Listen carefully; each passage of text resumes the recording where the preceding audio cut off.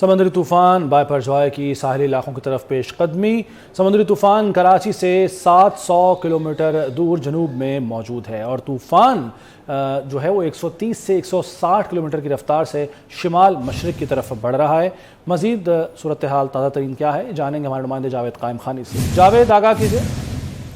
بالکل جی، سمندری طوفان بائپرجوائے کا خطرہ ٹلا نہیں ہے اور ساحلی علاقے جو ممکنہ طور پر بتائے گئے ہیں کہ یہ طوفان کی شدت میں اگر کمی نہیں آتی ہے اور یہ طوفان ٹلتا نہیں ہے تو یہ اسی طرح اپنی سپیڈ برقرار رکھتا ہے۔ اس وقت جو ہے وہ محکمہ موسمیات اور ماہرین کے مطابق جو طوفان کی سپیڈ ہے وہ سمندر میں 130 سے لے کر 160 کلومیٹر فی گھنٹہ کی رفتار سے جو ہے وہ سفر کر رہا ہے اور بڑھ رہا ہے ساحل کی جانب، اور ممکنہ طور پر جو ساحل کا اندیشہ ظاہر کیا گیا جہاں پر یہ جا کر ٹکرائے گا اس میں عمان کے ساحل ہیں، اس کے ساتھ ساتھ بلوچستان اور کراچی کا کوسٹل ایریا ہے، کراچی کے ساتھ یعنی کہ سندھ کا جتنا کوسٹل ایریا وہاں پر آ کر جو اس کو ٹکرا سکتا ہے، اور بھارت کا علاقہ گجرات ہے جہاں پر یہ اگر طوفان ٹکراتا ہے تو اس کی تباہ کاریاں، اس طرح کے طوفانات پہلے بھی دیکھنے میں آئے ہیں تو اس میں شدت زیادہ ہوگی۔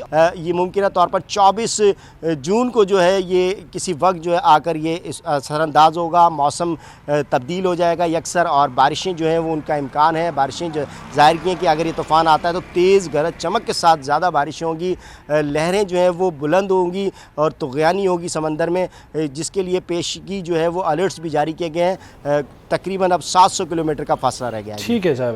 وزیراعظم شہباز شریف کی روسی تیل کا جہاز کراچی پہنچنے پر قوم کو مبارکباد۔ وزیراعظم کا کہنا ہے کہ آج ایک انقلابی دن ہے، قوم سے ایک اور وعدہ پورا کر دیا۔ روس سے رعایتی خام تیل لے کر پہلا جہاز کراچی پہنچ گیا، جس سے کل سے تیل نکالنا شروع کر دیا جائے گا۔ ٹویٹر پیغام میں وزیراعظم نے کہا کہ خوشحالی، اقتصادی ترقی اور انرجی سیکیورٹی کی جانب ایک ایک قدم آگے بڑھ رہے ہیں۔ یہ پاکستان کے لیے روسی تیل کا پہلا کارگو اور نئے پاک روس تعلقات کا آغاز ہے۔ وہ ان تمام لوگوں کو سراہتے ہیں جو اس قومی کوشش کا حصہ رہے، جنہوں نے روسی تیل کی درآمد کو حقیقت میں بدلنے میں اپنا حصہ ڈالا۔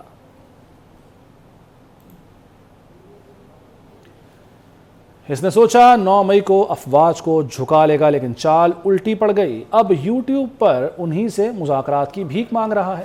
فتنے کا، فساد کا باب بند ہوا، اب ترقی کا سفر شروع ہوگا۔ مریم نواز کا شجاع آباد میں یوتھ کنونشن سے خطاب، کہا تحریک انصاف چنگچی جماعت بن کر رہ گئی۔ 26 سال میں بنائی گئی جماعت 26 منٹ میں کرچی کرچی ہو گئی۔ جس کے جہاز میں جماعت بنی اسی کے جہاز میں چلی گئی۔ یہ اپنی جماعت کا صدر، آرگنائزر، ترجمان، امیدوار اور ووٹر خود ہی ہے۔ کہا قوم یادگار شہداء جلانے والوں کو معاف نہیں کرے گی۔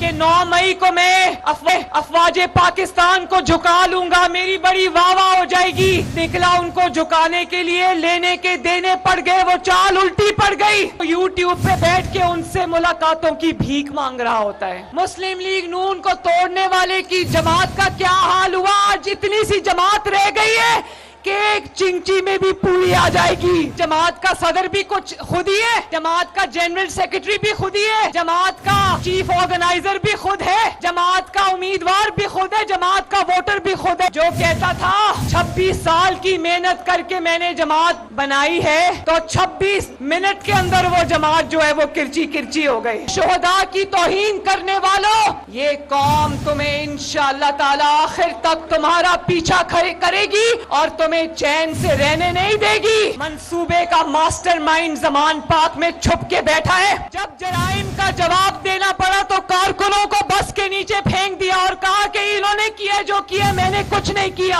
آج مسلم لیگ نون کو رلانے والا وہ سارے باجماعت دھاڑے مار مار کے رو رہے ہیں۔ بڑی دفعہ ظلم کا مقابلہ کیا لیکن گھراؤ جلاؤ انتشار کی ترغیب نہیں دی۔ جن ہاتھوں نے میٹرو بس بنائی ہو، ایکسپریس ویز، موٹر ویز، سڑکیں تعمیر کی ہو، وہ سڑکیں توڑ سکتے ہیں؟ جو ہاتھ یہ ملک تعمیر کر سکتے ہیں وہ ہاتھ یہ ملک نہیں توڑ سکتے۔ دوسری طرف دیکھو اقتدار کیا ہاتھ سے گیا، اس کی اصلیت کھل کے قوم کے سامنے آ گئی، اپنا ملک جلا دیا۔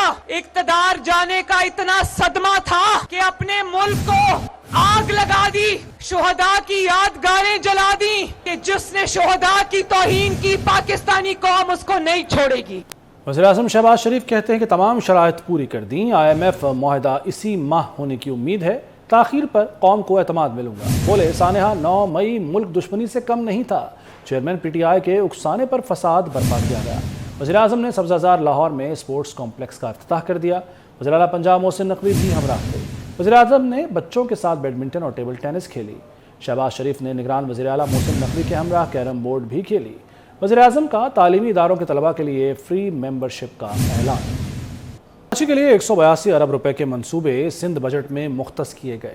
وزیر اعلیٰ سندھ کی پوسٹ بجٹ پریس کانفرنس میں وزیر اعلیٰ سندھ مراد علی شاہ نے بتایا کہ وفاق سے پہلی بار سندھ کو اس کا پورا حصہ ملا ہے۔ میئر کراچی پیپلز پارٹی کا آ رہا ہے جو شہر کے منصوبوں پر عمل کرائے گا۔ دیکھیے عاجز جمالی کی رپورٹ۔ اسمبلی کے آڈیٹوریم میں وزیر اعلیٰ سندھ کی طویل پوسٹ بجٹ پریس کانفرنس۔ مراد علی شاہ کا کہنا تھا کہ جو لوگ یہ تنقید کرتے ہیں کہ بجٹ میں کراچی کے لیے صرف 12 ارب رکھے گئے ہیں، وہ برائے کرم بجٹ دستاویزات کا مطالعہ کریں۔ میئر کراچی پکا پیپلز پارٹی کا آ رہا ہے۔ بجٹ میں جو رقم رکھی گئی ہے اس سے بھی زیادہ ترقی شہر کراچی میں کر کے دکھائیں گے۔ انہوں نے کہا کہ کراچی میں 282 ارب روپے سندھ بجٹ میں مختص ہیں۔ 101 ارب روپے کے غیر ملکی فنڈنگ کے منصوبے ہیں۔ کراچی کے نئے بلدیاتی اداروں کے لیے مزید رقم مختص کریں گے۔ پہلی بار ایسا ہوا ہے کہ اس محنت کے بعد ہم کراچی پورے سندھ کے سارے اضلاع ان میں ہماری ڈسٹرکٹ گورنمنٹ جو 3rd ٹیئر ہے وہ بنے گی، اور انشاءاللہ کراچی اور حیدرآباد کے میئر، سارے میٹروپولیٹنز کے میئر، سارے ڈسٹرکٹ کاؤنسل کے چیئرمین یہ پاکستان پیپلز پارٹی کے ہوں گے انشاءاللہ تعالی۔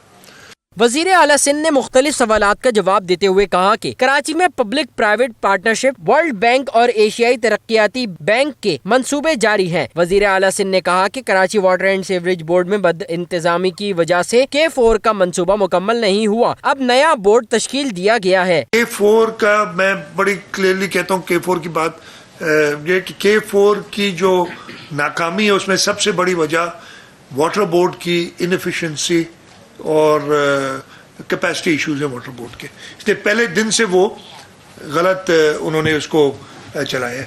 وزیر اعلیٰ سندھ کا کہنا تھا کہ رواں حکومت کے 5 برس کے دوران پہلی بار وفاق سے سندھ کو پورا حصہ ملا ہے، جو خوشائند ہے۔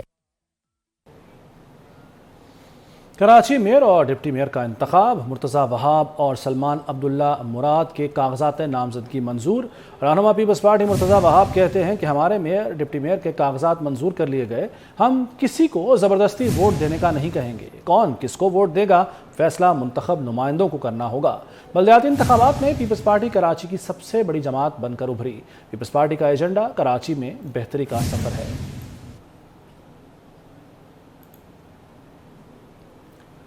جماعت اسلامی نے سپریم کورٹ اور الیکشن کمیشن سے 15 جون کو کراچی میں شفاف انتخاب یقینی بنانے کا مطالبہ کر دیا۔ تحفظ کراچی مارچ سے خطاب کرتے ہوئے امیر جماعت اسلامی سراج الحق کا کہنا تھا کہ کراچی کے عوام نے جماعت اسلامی کو مینڈیٹ دیا، مینڈیٹ کے تحفظ کے لیے ہر آئینی قدم اٹھائیں گے۔ کورٹ سے بھی کہنا چاہتا ہوں، چیف جسٹس سے بھی کہنا چاہتا ہوں، میں الیکشن کمشنر سے بھی کہنا چاہتا ہوں کہ اگر آپ لوگوں نے 15 تاریخ کو کراچی میں ایک شفاف الیکشن کو یقینی نہیں بنایا تو ہم سمجھیں گے کہ اب ظالموں کے ساتھ ہے۔ لوگوں کی آواز کو سنو، کراچی کے مینڈیٹ کو قبول کرو، ہم کراچی کے وسائل کراچی ہی پر خرچ کریں گے۔ گزشتہ طویل عرصے سے اس شہر پر جن لوگوں نے حکومت کی انہوں نے اس شہر کو محروم رکھا، اس شہر کو تباہ کیا، سڑکوں کو تباہ کیا، ہسپیٹلز کو تباہ کیا، اسکول کو تباہ کیا، اداروں کو تباہ کیا، اور یہاں لوٹ کسوٹ کا ایک بازار کیا۔